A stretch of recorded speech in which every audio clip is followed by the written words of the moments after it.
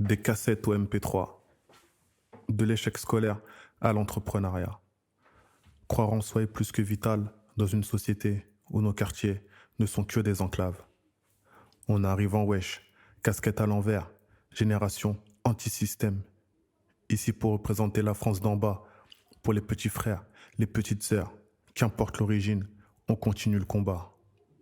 Génération Wesh, c'est ton nouveau format pour te connecter ou te reconnecter à des codes, à des valeurs encore bien présentes dans les années 90-2000, en faisant ce parallèle avec les anciennes et les nouvelles générations, rassemblés autour d'une seule et même culture. Moi, c'est Chrome, et bienvenue sur Génération Wesh. Pas le temps pour les regrets, les erreurs n'appartiennent qu'à nous-mêmes, nés pour amener ma part de progrès. DJ, breaker, b-boy, rappeur, beatbox. Dans les mecs, ma génération, wesh, que sont-ils devenus?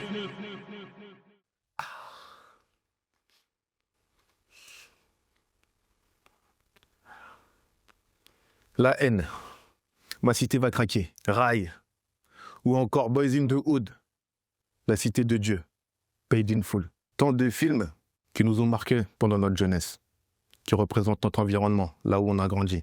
Nous, les mecs de quartier, les mecs de banlieue, et toutes les cités de France. Aujourd'hui, pour discuter de l'impact de ces films, j'ai fait appel à deux de mes srabs, YK et Yenza. On va discuter, échanger et faire des parallèles entre les anciennes et les nouvelles générations. Bonjour les gars. Qu'est-ce que ça raconte? Dame, sous carême, hein. Fort, les gars, dites-moi. Vous, c'est quoi le film qui vous a le plus marqué? On parle que dans la francophonie ou dans... Non, là on est ouvert. Là on est ouvert. Mais c'est toujours dans le même thème, hein. Moi, je pense celui que j'ai plus regardé et qu'à chaque fois, tu sais, je me fais entre guillemets des lectures différentes. Je pense que ça a été Baby Boy.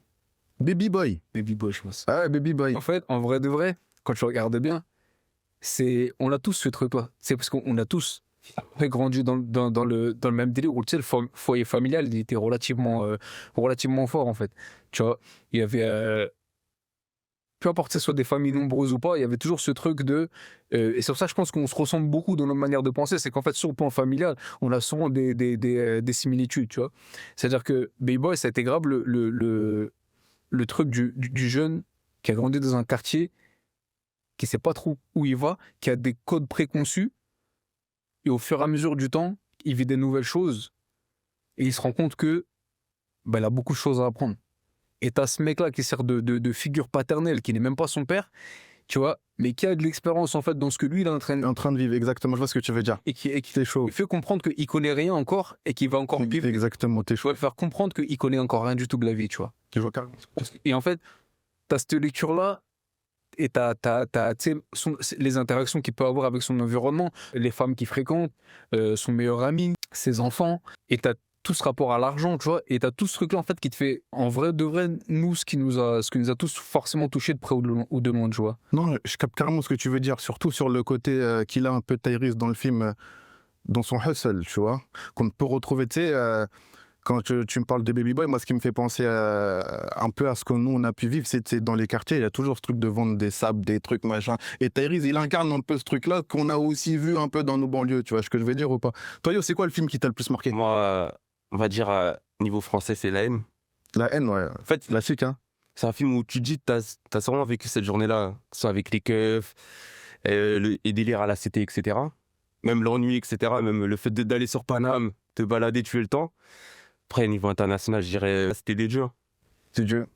Escapé, et c'est Grand classique. Et Dadinho, plutôt, et Béné.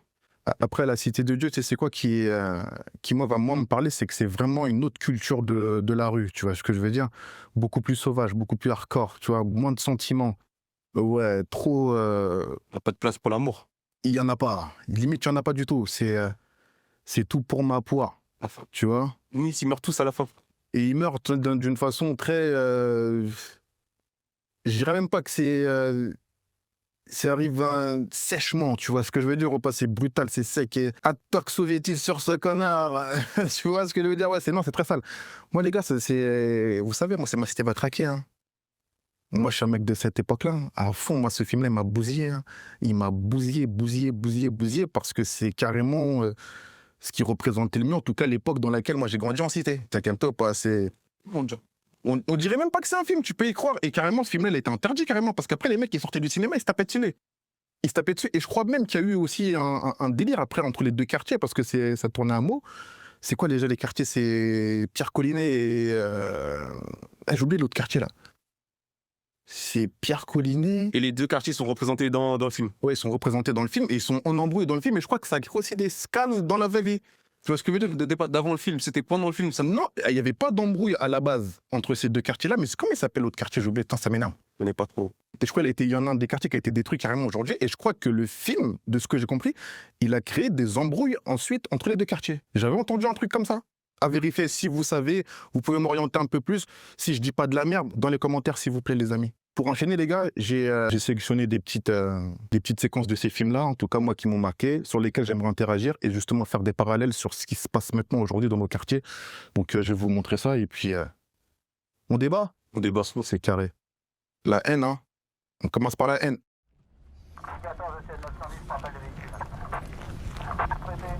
Vous dites à votre chef de brigade de prendre contact avec la salle où peut prendre. Tout le bordel que vous avez foutu, tu insistes encore? Vous insistez pour rentrer comme ça dans l'hôpital? Ils ont simplement fait leur boulot, les gars, c'est tout. Allez, arrête quoi? Fais leur boulot quoi? Bah ferme ta gueule, connard, mais tu vas fermer ta gueule une bonne fois pour toutes ou quoi? Toi, Merde! tu fermes ta gueule, toi, Tu me parles correctement, t'as bien compris? Toi, tu me parles correctement, Ça toi, tu va. me parles correctement. Tais-toi une bonne fois pour toutes, je te dis merde! Qu'est-ce que tu racontes? Tu connais rien, toi? Toi, tu connais quoi, toi? Arrête tes conneries, espèce d'imbécile. Tu me traites pas. Bah tu me parles pas comme ça, d'accord? Les connards qui ont tabassé Abdel, ils vont être condamnés. Tu peux me faire confiance. Allez, tu rêves, là, allez. Les autres là-haut, ils sont là simplement pour protéger Abdel et sa famille. Putain. Chaque fois tu ramènes ta merde là. Espèce d'imbécile va. Tu mélanges tout. Les flics qui sont là-haut sont là pour protéger Abdel et sa famille, c'est tout. La majorité des flics dans la rue sont pas là pour vous taper, ils sont là pour vous protéger. Ah ouais, et qui nous protège de vous?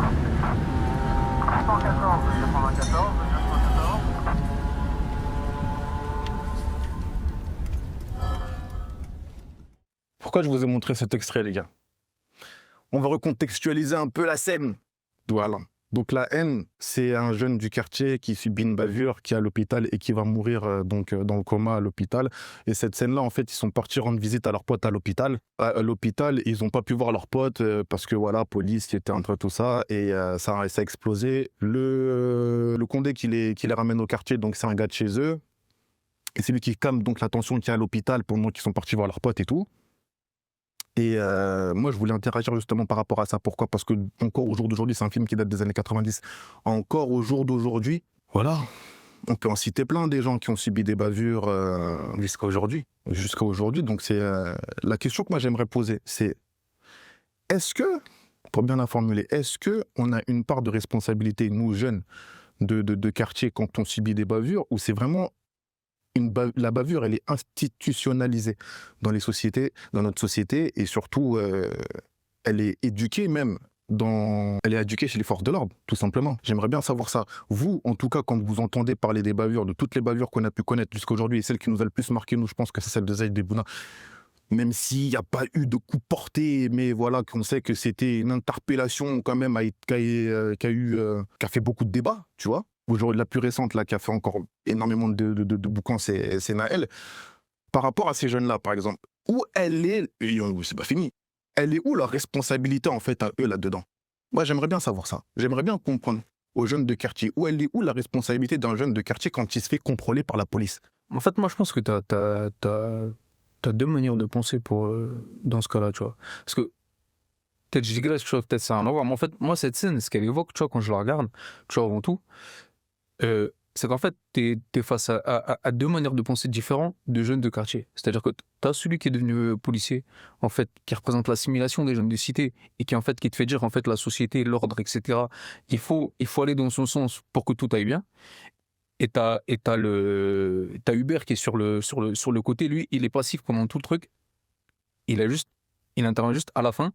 Et t'as Vince qui est plus dans la réponse, qui est plus dans l'agression, etc. Après lui, dans le film, il est carrément c'est son rôle, tu vois. Ce que je veux dire, c'est cette personnalité-là. Il est dans la... Les deux personnes qui sont, entre guillemets, dans un conflit intérieur, qui sont en conflit l'un avec l'autre. L'un avec l'autre. Aussi.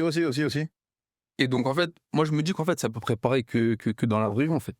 En fait, tu auras toujours tant qu'il y aura des gens issus de quartiers qui sont souvent issus d'immigration, qui voudront s'assimiler, s'aligner et, entre guillemets, en fait, récupérer les codes, les us et coutumes, en fait, du pays et de la société, ils seront toujours dans un truc où, en fait, ils devront limite faire plus que ceux qui sont originaires du pays pour prouver, en fait, leur valeur, pour prouver qu'en fait, ils ont le droit et ils sont légitimes à leur place. Tu vois. Et tu auras toujours ce truc en face de l'antithèse, en fait, qui va se créer. Du genre, moi, je représente mon quartier, je représente les codes de mon quartier et je veux manifester les codes de mon quartier. Donc, ça veut dire que quand je suis face à toi, qui vient du même endroit que moi, et qui a opposition d'idées, bah forcément, on va pas s'entendre et forcément, il y a de la concurrence. Forcément, tu vois. Parce que, et je sais pas qui a tort, qui a raison, parce que dans les deux, il y a du vrai, tu vois. Mais c'est dur à dire qui est responsable plus que l'autre, tu vois. Moi, je pense que c'est une histoire de point de vue et qu'en fait, le vrai problème qui se pose, c'est que c'est le manque de compromis, en fait. Tu vois. C'est le fait qu'il y en a un qui est pas capable de se dire ah, peut-être qu'il a raison dans ça, et l'autre qui est pas capable de se dire eh, peut-être que je vais trop loin d'AD et tout ça. Bah, moi, je vois ce que tu veux dire, mais justement, dans cette réflexion-là, quand toi, tu es un jeune de quartier, par exemple, si je te dis tout de suite, la première fois que tu t'es fait contrôler, c'était pourquoi? Pourquoi tu t'es fait contrôler la première fois? Est-ce que tu avais commis un crime? Est-ce que tu étais un suspect? Elle est là, c'est l'appareil. Et c'est pour ça que je parle, alors, tu vois, je te dis, est-ce que c'est pas institutionnalisé? Ouais, mais ouais, parce que ouais. Après, t'en as, il faut même pas, il faut peut-être des généralités en mode. Caricature, genre le suspect idéal, tu vois. C'est ça, en fait, ouais, c'est de la caricature. Moi, en fait, t'es juste posé en bas de ton bâtiment, ça va te prendre peut-être pour un guetteur, peut-être pour ci, pour ça va te contrôler, en fait. Alors que toi, t'es juste posé en bas de ton bâtiment, tu vois, parce que ta mère t'a dit de te poser là, tu vois. Tu sais, tu peux même juste sortir de chez toi avec un ballon de foot, parce que là, on peut parler maintenant de Ziad Eboula, qui marchait après un match de foot, c'était pendant le mois du Ramadan, et on parle de jeunes qui ont 15 ans et 17 ans, qui se font contrôler par des messieurs.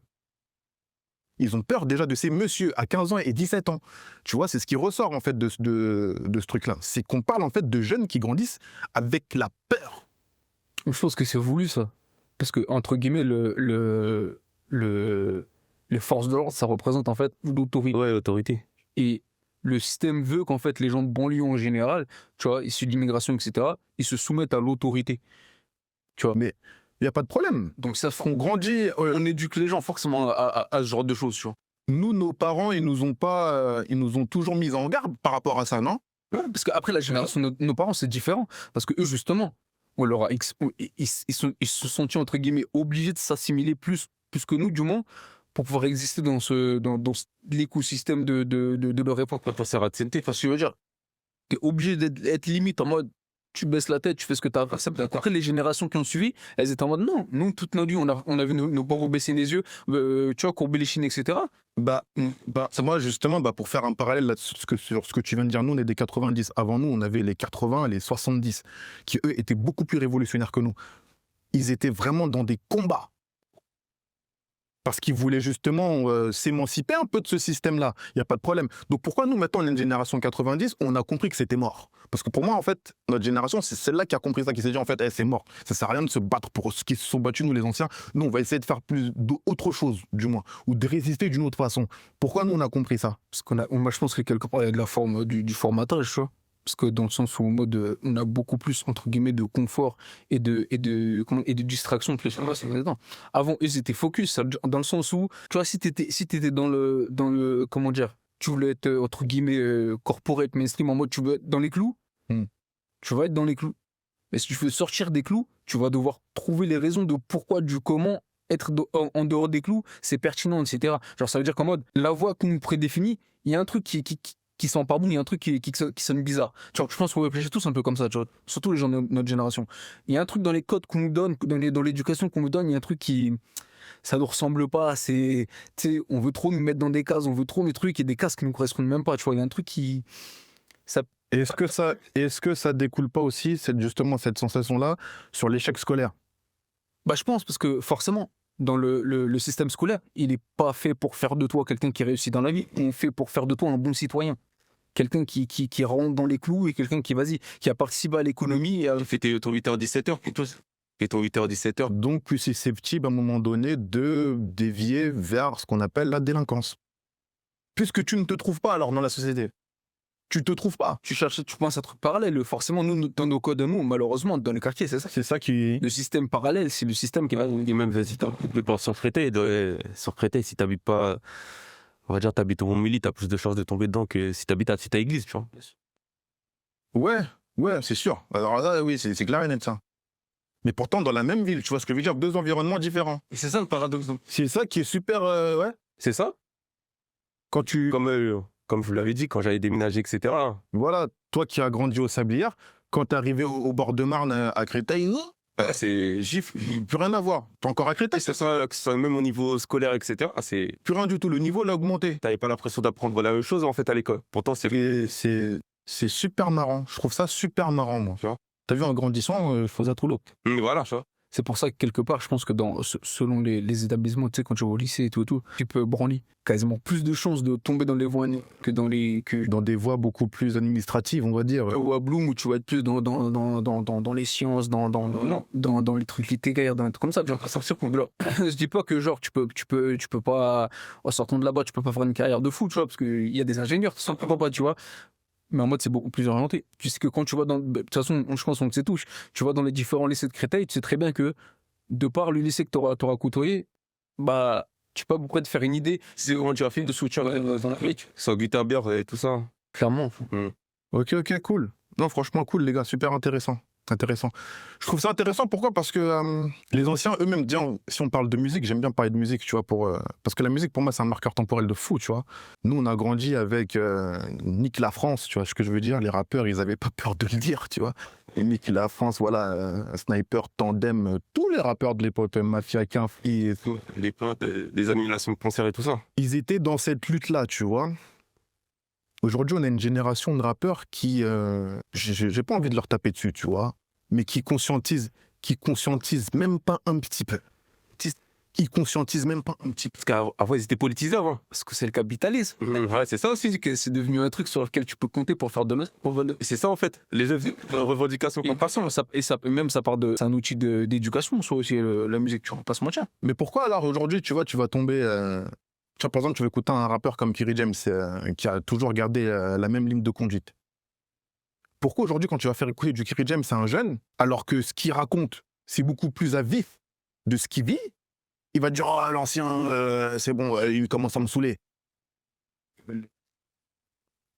Mais c'est... Mais là, ils veulent pouvoir snapper à leur poteau que frère, je fais du son, je fais grave du bif et j'ai un lifestyle de fou qui a plus rien à voir. Mais c'est faux. Dubaï, tout ça, les voyages. Mais il raconte qui? C'est faux. Après, étonnant, ils aiment bien mentir. Mais je suis désolé. Là, tout de suite, là, on est dans le quartier. Là, tu vas voir des jeunes, ils sont posés là devant, tac, tac, tac, ils roulent leur bédo. Je suis désolé. C'est pas des jeunes qui sont dans un lifestyle de fou. Donc, si ce mec-là, je viens de lui faire écouter du Kerry James, normalement, il doit être plus susceptible d'apprécier ça qu'un autre rappeur, pour pas dire de non. Mais là, c'est Un rappeur beaucoup plus jeune, quoi. C'est quand t'es jeune. Tu dis que, vas-y, tu veux kiffer. Tu rentres, tu commences à faire du son, tu vois ce qui marche, tu vois ce qui marche pas, tu vois ce qui te fait kiffer, ce qui te fait moins kiffer. Moi, je sais que si je parle de ça, et si je le vis surtout, tu vois, parce que maintenant, t'es surtout dans celle-là, en mode, limite, je traîne dans le quartier, je fais mes choses et tout, je suis dans le dehors, etc. Je le raconte dans mes sons. Déjà, j'ai une légitimité, j'ai le quartier derrière moi. Bah forcément que derrière, les gens qui vont te regarder et qui vont te dire « Ah ouais, non, lui, il est réel dans ce qu'il dit. » Ça va ramener voilà l'audimat et forcément derrière... Mais il est pas réel dans ce qu'il dit, le mec. Après, le problème, c'est... C'est ça, moi, le truc que je suis en train de dire. C'est que le mec, il est pas réel dans ce qu'il dit. Réel. Mais le manque de réalité qui dépeint, malheureusement, les personnes qui vont le regarder, qui vont l'écouter, ils vont être en mode « Waouh, c'est vrai ce qu'il dit. » Quand nous, on a participé à ça, on vit le truc, on voit, on sait qu'on connaît les choses. On sait qui fait quoi, comment, pourquoi, on voit pourquoi. Pourquoi alors, si c'est cette démarche-là alors qui les intéresse, pourquoi on va prendre un cas par exemple comme MHD, mais quoique MHD, il a jamais vraiment rappé le banditisme ou quelque chose qui ne ressemblait pas à ce qu'il faisait, je pense. Mais pourquoi un rappeur comme MHD, il se retrouve alors au Newf, alors que si un jeune qui avait tout pour réussir? Moi, je pense que c'est sur des circonstances. L'entourage et tout. Lui, en plus, il faut vraiment, genre, t'es sponsorisé par Puma, ceci, cela. Donc, on a une part de responsabilité, alors, un peu, dans ce qui nous arrive. Oui. Bah, soit. Donc cet équilibre-là, il est dur en fait Et c'est pour ça, à doser. si, tu vois, pour moi, tu vois, un jeune de quartier, disons qui réussit dans, peu importe dans quoi, tu vois, prenons le cas de la musique. Un jeune de quartier qui réussit dans la musique, c'est vrai que ces gars, ses frères et tout, on en a parlé une fois, ces gars, ses frères et tout, ils étaient là dès le début. Mais la réalité, c'est quand tu passes certains paliers, tout le monde ne veut pas supporter les paliers que tu portes. Comme on disait la dernière fois, c'était quoi l'allitération? La métaphore, c'est qu'on parlait de porte. Tes gars, ils sont tous là avec toi au tout début, quand, entre guillemets, il n'y a rien, qui en fait, vas-y, il faut faire péter ton truc et tout le monde remarque que tu as du talent. Tu vois. Maintenant, quand tu te fais remarquer et que quand tu commences à avoir de l'audimat, tu commences à avoir des regards sur toi, il y a une première porte que tu passes. Tu vois. Celle où, tu vas pas dire la reconnaissance, ou vas-y, on va dire le buzz. Tu vois. Le buzz, ça veut dire que tu as des yeux sur toi, tu as de l'attention, qui te plébiscitent, qui te disent, qui te font comprendre que ce que tu fais, ça intéresse. Tu vois. Juste ça, déjà, tu as une partie de tes gars qui vont être en mode. Ils vont pas forcément te verbaliser, mais ils vont être en mode. Il y a un truc qui va tourner déjà. Mère prêtée. C'est-à-dire qu'il y a une partie de tes potes qui peuvent pas supporter ce passage-là, les gars. Deuxième passage, on va commencer à parler d'argent, on va commencer à parler d'influence, on va commencer à parler de reconnaissance cette fois-ci, parce qu'il y a de plus en plus de personnes qui te reconnaissent. Et là, t'as vu, Il y en a... une personne, ils vont faire les affolés. Ah, il y a du bif. Ouais, ils vont se greffer, quoi. Essayer de se greffer. C'est ça, entre guillemets, ouais. En mode, ah là, il y a du bif. Ah, ben moi aussi, je veux une partie du bif. J'étais là depuis le début. Et c'est ça que c'est intéressant de juger. Donc ça veut dire que maintenant, regarde. Ça passe pour ton producteur, il y en a qui vont essayer de gérer ta sécurité. Ah, raison. Mais ça, c'est intéressant. Mais si maintenant. T'as vu, ça, c'est que les portes les plus basses, hein, les plus insignifiantes en mode. Mais ça veut dire que donc, c'est bien ce que je dis. Donc, c'est. D'une part, c'est fake. Parce que si tu rappes ton truc alors. Tu rappes ton truc et que tu n'es même pas dans les revendications que les anciens, eux, avaient avant. C'est-à-dire que les anciens, avant, ils étaient même beaucoup plus crédibles, sachant qu'il y avait beaucoup moins de monde derrière eux, parce qu'à l'époque, faire du son, c'était... Qu'est-ce que tu fais du son, frère? On n'a pas le temps de faire du son, tu vois ce que je veux dire? Voilà, tu vois ce que je veux dire? Donc, nous, on avait des anciens qui nous faisaient des clips beaucoup moins bling-bling, mais qui dénonçaient beaucoup plus ce qui se passait pour eux dans leur environnement, et qui avaient beaucoup moins de problèmes, au final, dans l'environnement dans lequel ils avaient évolué pour percer. Aujourd'hui, on a des jeunes qui évoluent dans les mêmes environnements, qui percent, et ça part en couille pour eux à la fin. C'est qu'il y a un truc qui clash quelque part. Moi, pour moi, hein, le nerf de la guerre, c'est l'oser. En fait, ils sont face à des sommes, face à des trucs, à des opportunités auxquelles ils n'ont pas l'habitude de faire face. Ça affole des gens. Ça, c'est une attitude d'affoler, ça. Genre, t'es là, tu vois du bif, des opportunités, etc., etc. T'es en mode, ah, vas-y. Tu vois. Pour moi, c'est juste fake, gros. Moi, je pense que c'est pas fake. Moi, je pars du principe où on n'est pas, selon certains points donnés, on n'est pas toujours la même version de nous-mêmes. Dans le sens où, moi, t'as vu, quand on n'a rien, t'es mon frère, on est comme ça. Quand toi, t'as et moi, j'ai pas, Bizarre. c'est pas normal. Je vois ta chance. Si j'ai pas de sentiment sincère pour toi et que limite, je suis pas en paix avec moi-même et en paix avec ce qui t'arrive, je vais être en mode non, pourquoi toi, t'as et moi, j'ai pas? Ça dirait, t'es bizarre quand tu Un peu moins mon frère, tu vois. Et donc, moi, je vais avoir ce raisonnement-là en mode, lui, là, moi, j'ai pas. Un truc de connard, non, ouais, c'est un truc de con, tu vois. Lui, là, moi, j'ai pas. Mais je vais rester à côté de toi quand même, hein. Ça veut pas dire que je vais être en mode, je vais essayer de me démerder pour avoir mon truc à mon gros caisse, hein. Non, non, je vais... C'est encore intéressant ce que tu... Moi, c'est la paresse intellectuelle pour moi, ça, tu vois. C'est-à-dire que t'es dans un mood en mode, au lieu de te dire, attends, mon gars, il est dans un queutru là, ça pète, il faut que j'ai les épaules pour suivre dans son queutru. Non, la facilité directement. Lui là, moi, j'ai pas. C'est pas normal.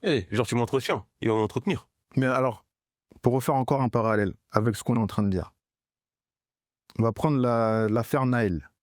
Et pour rebondir aussi sur la séquence de la haine. L'affaire Naël, qu'est-ce que ça crée en France? Des émeutes de partout. La plupart des jeunes qui sont partis casser, c'était pas les potes de Naël. Ils ont parti casser pourquoi au final? Ça, c'est qu'il faut qu'on en compte le fait qu'il y a de la récupération, tu sais.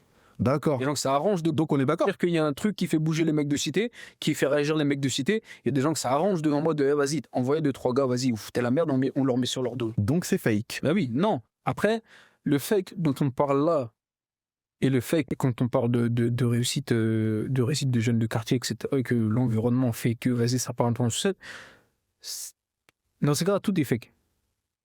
Je sais pas ce que je veux dire. Parce que t'as fait... C'est notre forme de fausseté, tu vois. Parce qu'en fait, d'un côté, t'as de la récupération polie. Moi, pour moi, c'est politique, ça, tu vois. En fait, il y a des gens politiquement que ça arrange de dire que tel côté, c'est pas des bonnes personnes. Et nous, on a la solution pour gérer les personnes qui sont pas bonnes.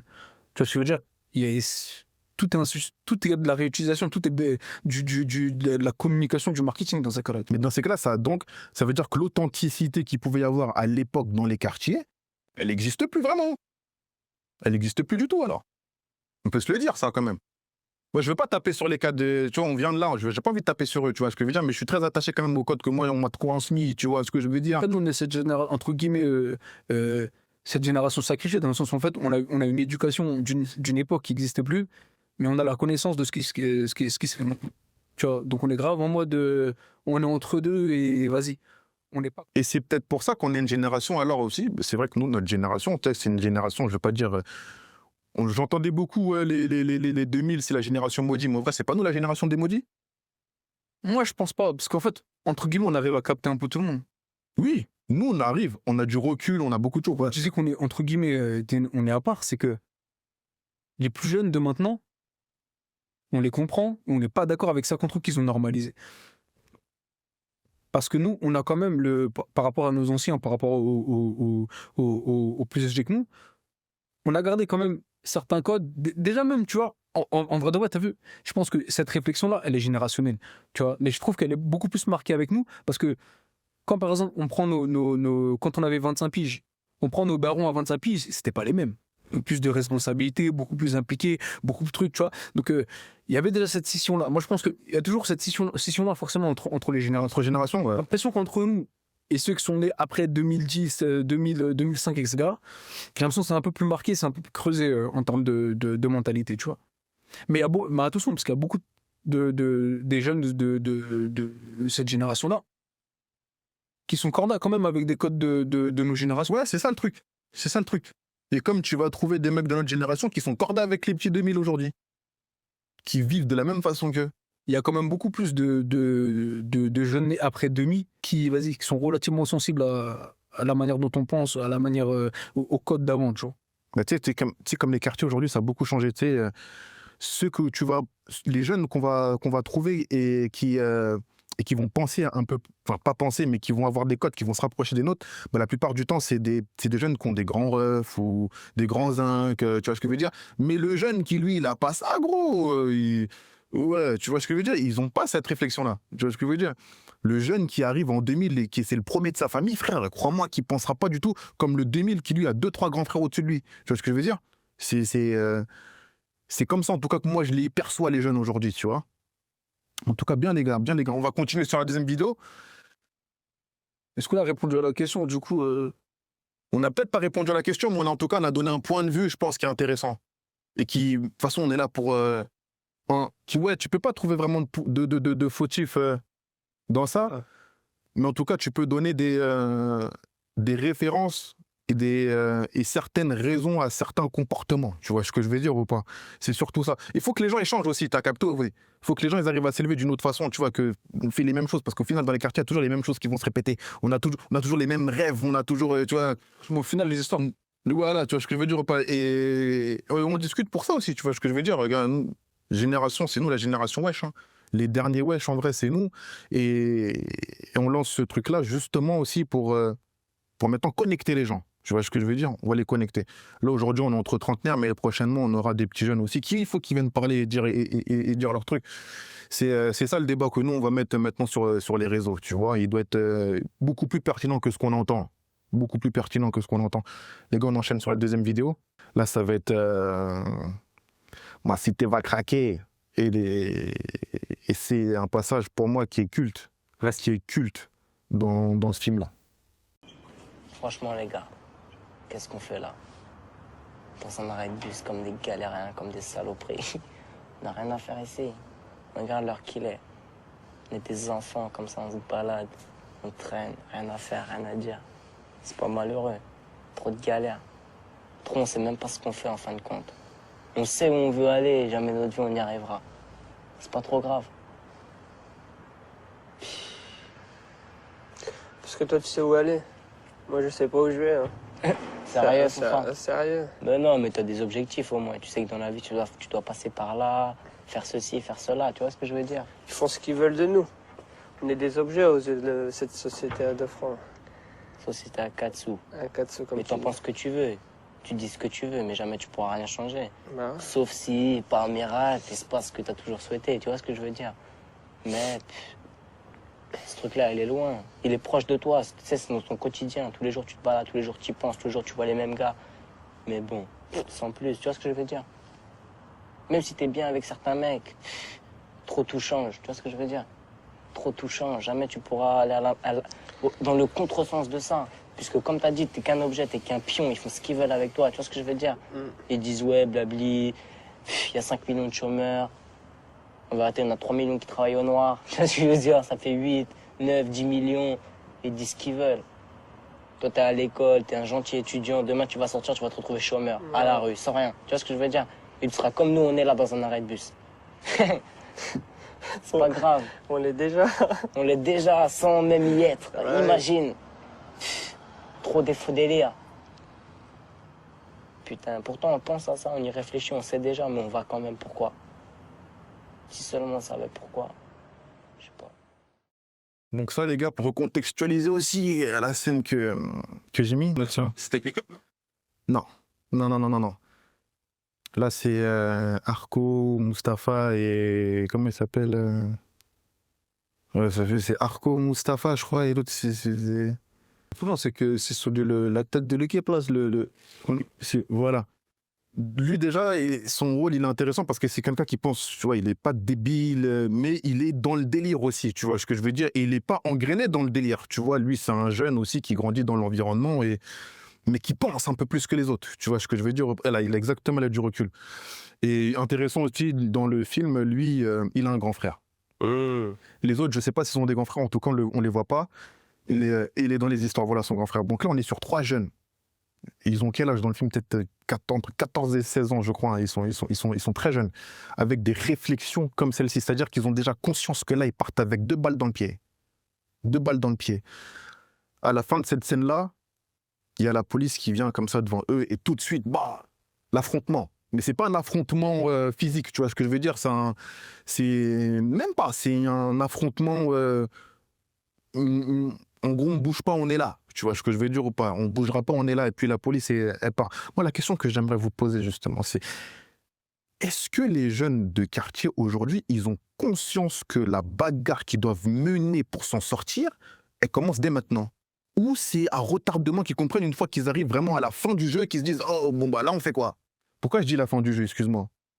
Parce que le quartier, c'est pas éternel. Hein. Le quartier, quand tu le vis en tant que jeune, tu vas le vivre de tes 14 ans à tes 25 ans. Après, c'est fini, frère. Hein. Si t'as pas tiré ton épingle du jeu, puis tu y es. Hein. Et est-ce que c'est pas justement à partir de cette fin-là qu'ils commencent un peu à réaliser que, oh, Vu, moi, pas complètement d'accord de donner une deadline à ce truc-là. Tu vois. bah ouais, vas-y, dis-moi. Moi, je pense que nous, on en est l'exemple typique, tu vois, parce que t'as vu. Tu vis encore tu es encore on ne peut pas dire impliqué, mais est-ce que tu es encore à vivre de ce qui se passe dans le quartier? Ça t'intéresse? Dans le sens, en fait, moi, ce que tu dis là, en fait, ce que j'entends quand tu me dis ça, c'est que tu limites, en fait, de tes 14 à tes 25 ans, ça veut dire que, vas-y, 14 ans, tu rentres au lycée à peu près, normalement, tu rentres au lycée, tu as juste cette période de lycée, entre guillemets, études supérieures, pour trouver un sens à ta vie, trouver un moyen de réussir. Si tu réussis pas, t'as pas trouvé t'as pas accompli les bons objectifs, etc. T'as pas fait les bonnes choses, eh ben t'es cuit. À partir d'un terminal, quoi. C'est compliqué de faire ça, on va pas se mentir. En vrai de vrai. Toute cette période de nos 14 à nos 25 ans, on a appris plus qu'on a accompli. Tu vois ce que je veux dire? Oui, clairement, on a très peu accompli même. Entre nous, dans notre écosystème à nous, on a plus été dans la réflexion, tu vois, de comment réussir que de se dire il faut à tout prix qu'on réussisse. Parce qu'on a toujours quand même gardé entre guillemets, cette éthique-là de se dire on peut faire des choses, mais venez, on trouve un moyen de les faire correctement. Pas juste de les faire pour les faire et dire qu'on les a fait. Tu vois ce que je veux dire? Est-ce que ce que nous, on nous apprend justement alors pour nous en sortir, ça ne colle pas du tout avec ce qu'on vit alors dans notre environnement? Parce que comme je t'ai dit, parce que cette période, elle correspond, comme je t'ai dit, en général, un truc, pour la plupart des gens, quelque chose qui est scolaire. On ne nous apprend pas à réussir à l'école. On nous apprend juste à être des bons citoyens. Enfin, on nous apprend une forme de réussite qui ne correspond pas forcément à tout le monde. Parce que tu as vu, en vrai de vrai, entre nous, là, qui fait quelque chose aujourd'hui qui a un rapport avec ça? Exactement. Tu vois? Qui? Parce que à un moment donné, tu te réveilles et tu te dis, attends, est-ce que je me vois me lever tous les matins, faire ça pendant 60 piges, je sais pas quoi. Mais est-ce que mais tu vois, cette réflexion-là, tu l'as pas eu à partir d'aujourd'hui? Non. Tu l'as eu très tôt. Vraiment, j'ai eu tôt. Et c'est pour ça que je te pose la question, est-ce que les jeunes maintenant d'aujourd'hui, ils ont cette réflexion-là? Après, moi, j'ai pas l'impression qu'elle... L'heure, je pense qu'il est un peu différent. Ouais, je pense que c'est pas la même époque. Différent, donc... tu sais, des fois, j'ai l'impression, tu sais, parce qu'on a vu certains jeunes, j'ai l'impression déjà qu'ils commencent à travailler beau. Il y a plus de jeunes qui commencent à travailler tôt par rapport à nous, quand on était plus jeunes, où on était plus dans le délire en mode... même des fois, quand c'était des études professionnelles, on était plus dans le délire en mode, vas-y, on va aller à l'école, faut faire plaisir aux darons, des darons. Voilà, c'était ça que j'allais dire. T'as ce truc de satisfaction, entre guillemets, sociale, familiale et tout, tu vois, on est des enfants d'immigrés, donc vas-y, faut qu'on bled. Les gens se disent que vas-y, tel, il a pas été envoyé là-bas pour impliquer ses enfants. Ils ont fait des études, tac, ils s'en sortent, nanani, nanana, etc. Tu vois. Je pense qu'il y a ça qui joue aussi, tu vois. Là où maintenant, les jeunes de maintenant, ils sont en mode, nos parents, ils sont grandis ici. Entre guillemets, c'est des anciens de tel coin, de tel coin, de tel coin. C'était des jeunes de cité. Donc, vas-y. Potentiellement, vas-y. Ils savent comment ça se passe. Il n'y a pas cette obligation, on va dire, de... Tu vois, continuer de... Il y a beaucoup moins cette pression de, entre guillemets, il faut impressionner, il faut satisfaire. Il y a beaucoup plus de trucs en mode, je fais ce que je veux, je fais ce qui me plaît, je fais un truc qui me donne envie de me lever le matin. Tu vois. Là où avant, t'étais en mission, frère. Tu vois. Là où avant, t'étais en mission. Dans l'envie de réussir. Parce que moi, après, peut-être c'est moi, je vois pas bien le truc ou je suis pessimiste sur la génération. Mais moi, j'ai pas l'impression que les jeunes, ils ont plus envie de réussir que nous à leur âge. En fait, quand je parle de réussite, je parle d'avoir des tas, parce que c'est le nerf de la guerre au final. Il n'y a pas de problème. Je trouve que les petits, maintenant, ils sont beaucoup plus acceptables que... Oui, ils sont beaucoup. Mais est-ce qu'ils font tous des tales maintenant alors? Et c'est pour ça, donc je te dis, parce que tu vois, nous, les mecs on grandit en banlieue, le moyen le plus rapide pour nous de faire des sous, ça va être. Alors, on va traverser les époques. Les anciens, ils braquaient beaucoup. Aujourd'hui, tu vas voir que les jeunes, ils braquent plus beaucoup. Après, c'était le trafic, t'as vu? C'est-à-dire, les mecs, ils braquaient. Et après, quand ils savaient que c'est chaud de braquer, t'as vu, on va prendre 20 pièces pour dire, vas-y, viens, on fait du stup. Tu vois, ils passaient au stupéfiant. Bon, aujourd'hui, c'est que le stupéfiant qui. C'est là où t'attends. Ah bon, ben même, dis-moi, moi. De plus en plus des jeunes, tu vois, moi, pour l'avoir vu, il y a de plus en plus des jeunes qui font des bails en digital. Quel genre de bail des scams. Mais la bout de des jeunes, ils sont en pétard sur les délires de prestations de services digital et de tout. Mais en fait, c'est des gros scams, des délires de récupération de données et de tout. C'est sur les sites de la Sécu. Comment c'est les délires, même les délires Telegram, Trésor et tout ça, ok, tu vois. Il y a des peu sur ça, là. Ouais. Donc les délires de Telegram, tu vois, ouais, rentre dans mon groupe, etc., Paris sportif, les délires comme ça, tu vois. Désolé, mais c'est des petits, t'as vu, pour en avoir vu, et c'est des petits peu. Ils ont la tête sur les épaules. Et ça, oui, dans le sens où ils sont pas là en mode. C'est pas des petits que tu vas voir très en mode. Ben voilà, bien sûr. Ça, c'est des petits, en fait, ils acceptent de se dire, vas-y, pendant une pige, j'ai pas de vie, je me focus sur ça. Dès que je connais ça, vas-y, je suis bien. Des stories, t'as vu? Des stories, gros, laisse tomber. J'ai déjà entendu des petits peu te parler de sommes, frère. T'es en mode, attends, frère, t'as 23, 24 ans, t'es déjà mon serveur. C'est une dinguerie. Et le mec, en fait, intraçable. Tu vois, intraçable, tu vas jamais te dire, vas-y. Et c'est ça qui est fort. Parce que les keufs, ils sont beaucoup moins vifs que sur les réseaux que dans la réalité. Ils ont toujours un train de retard. Les chicos, ils ont toujours un nouveau que truc, ils ont toujours des nouvelles vitesses, tu vois. Donc, vas-y, frère. Moi, je pense que leur rapport à l'oseille, il est différent. Leur charbon, il est différent. Après, t'as les codes, entre guillemets, pour moi, qui sont bateaux, dans le sens, le stup, etc. T'as vu, c'est bateau. Ça rapporte ce que ça rapporte ou pas. Tu vois, mais c'est beaucoup plus risqué. Sans rapport aussi. Parce qu'on va pas se mentir, les keufs de maintenant, ils sont aussi vifs que trucs. Ouais, non, mais sur les moments, il y en a, c'est des petites cités. Donc les codes, ils les connaissent, les trucs. Je vais te faire contrôler par un mec comme toi, etc. Donc je pense que c'est juste, en fait, maintenant, ça s'adapte. Et comme c'est beaucoup moins abordable, le digital, bah, t'en as beaucoup moins et t'en entends beaucoup moins parler. Tu vois. Parce que pour moi, ils ont pas envie de se casser la tête.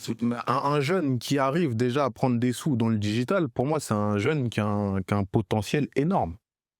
Énorme. Et ce potentiel-là, t'as vu, parmi tous les jeunes, moi, que je peux côtoyer en banlieue, gros, je les vois pas dans ça, moi. Le problème, c'est... Moi, je pense qu'il y a quand même, t'as vu, toujours les mêmes mécanismes qui se répètent. Pourquoi? En majorité, quoi, tu vois. Pourquoi? Pour moi, c'est toujours le délire de validation. Il faut qu'on te voit faire des choses. Il faut qu'on entende que t'as fait des choses. Ça, c'est encore un parallèle, c'est à cause de la musique. Sûrement, tu vois, mais combien de personnes... Quand j'ai la musique, c'est à cause du rap, hein, bien sûr. Qu'on a connu, combien de personnes qu'on a connues, en vrai de vrai, Ils avaient pas besoin de Pas rentrer que dans ça. par facilité, tu vois que leur cogite, elle est Ils avaient pas besoin de rentrer dans ça, en fait. l'argent. Tu vois, en fait, si t'avais été dans un parcours classique, ou même pas forcément à l'école ou quoi, t'entreprends, tu trucs, tout, tu seras des beaucoup plus longs dans ça. Combien de personnes qu'on connaît qui étaient intelligents, tu sais, qui savaient s'adapter, qui savaient prendre, entre guillemets, les bonnes décisions qu'il fallait les prendre, juste parce qu'ils ont décidé bah, ils ont tout niqué, et au final, ils rentrent dans un engrenage où en mode, ils veulent impressionner, ils veulent qu'on parle d'eux, ils se mettent à prendre les mauvaises décisions alors qu'ils sont très intelligents, ils se mettent à prendre des mauvaises décisions et se retrouvent dans des situations, frère, vas-y. Non, c'est vrai. Non, c'est vrai. Mais ça, c'est pour ça que je dis que c'est ça. Pour moi, ça. Bon, après, je vais pas mettre tout le temps de la faute sur le rap, mais ça, c'est beaucoup lié au rap. Tu sais, je me rappelle, j'avais vu le truc, ça, avec Adama Kamara, je crois qu'il s'appelle comme ça. Le médiateur, c'est Adama Kamara. Et Bahaw, et il racontait une anecdote où il arrive au Newf et le mec lui dit qu'il est au Newf à cause de la crime. Mais c'est une dinguerie, tu vois. C'est une dinguerie. Mais moi, je néglige pas en fait l'impact de certains discours de rappeurs, tu vois ce que je veux dire. Même si le rappeur, il te dit pas, hé, toi, fais ça, tu vois ce que je veux dire ou pas. Mais ça te matrice en fait, tu vois ce que je veux dire. Et ça t'égare. Des films aussi. Bien sûr, les films aussi. Il y en a qui s'inspirent vraiment de ça et qui font de leur vie un film. Mais frérot, c'est un vrai impact. Tout ce que tu fais, ça cogne. Tu vois ce que je veux dire ou pas? Mais ils se blasaient la Kika, tu vois. Ouais, Tu vois, la série Narcos, tu vois. même Narcos, on peut aussi en parler. Tu vois ce que je veux dire? Tu verras, il y a des mecs qui, comme tu as dit, ils étaient vifs d'esprit, intelligents. Ils auraient pu faire un tas de trucs, mais ils ont regardé Narcos. Ils se sont dit, ben, moi, je vais devenir un dealer de fou. Oublie. Là, que ça, c'est pas obligé. Non, c'est pas obligé. Mais quand tu grandis dans l'environnement où tu vois que c'est limite en abondance, tu claques des doigts, tu vas voir l'autre là-bas, boum, boum, boum. Tu vois, c'est beaucoup plus simple en fait. Tu vois ce que je veux dire? On vit dans des environnements où tomber, c'est beaucoup plus simple. Et tu vois, des fois même, je me dis que des fois, il y a des gens qui ont besoin de ça. De tomber? Ouais. Parce qu'une fois que t'es au fond du trou, frère, tu vois pas que tu vois. Non, frère. Et surtout, tu vois. Pour te connaître. Tu vois. Et en fait, le fait de tout ce que t'as vu pendant que tu tombais dans le trou, là, si t'as quand même un minimum d'intelligence, tu te dis, maintenant, en fait, j'ai compris. J'ai compris c'est comment elles sont. Après, c'est éphémère. Tu passes à autre chose, tu t'élèves.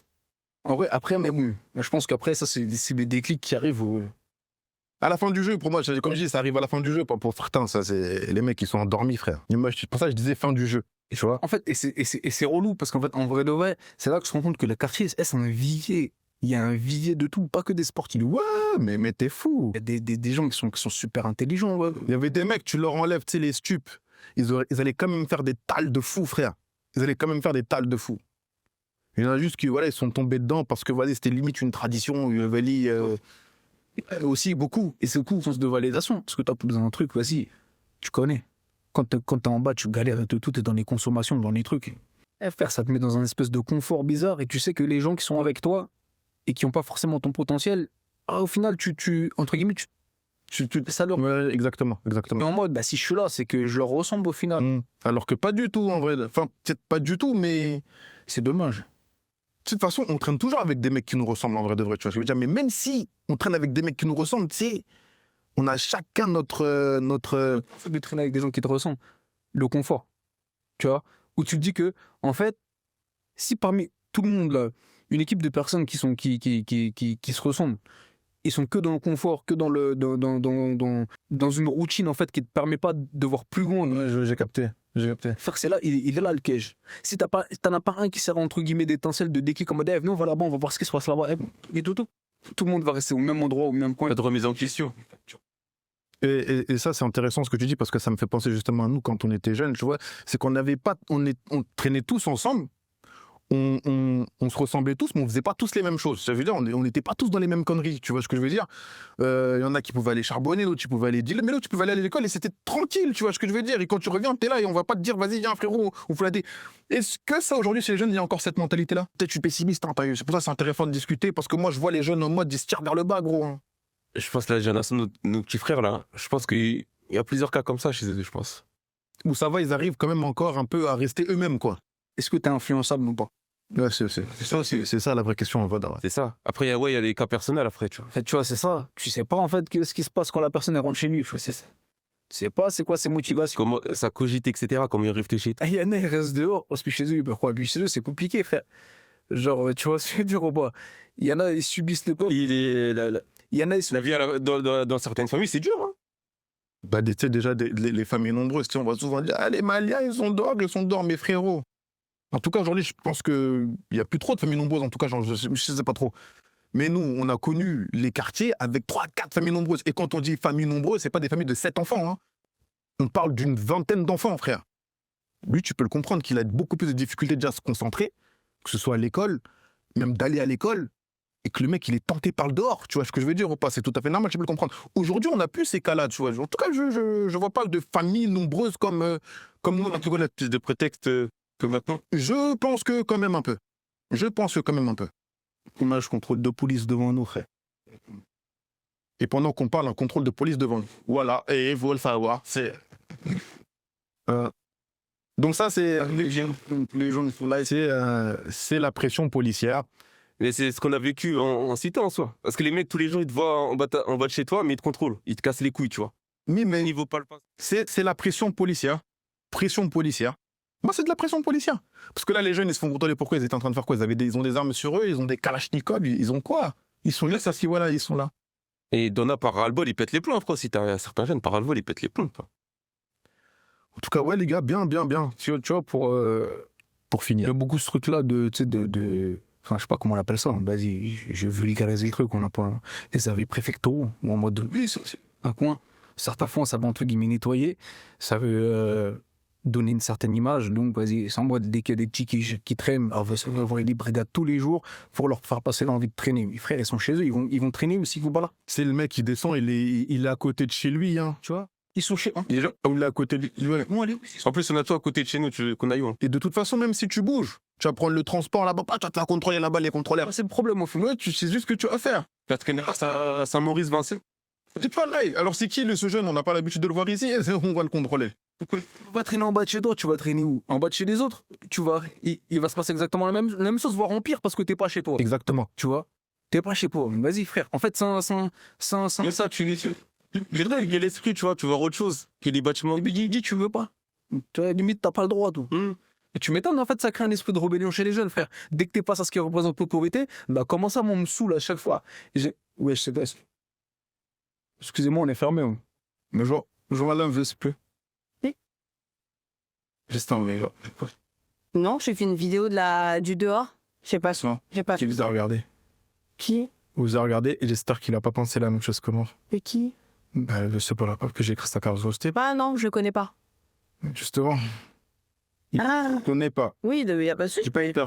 On n'allait pas le voir. Non, surtout pas ça.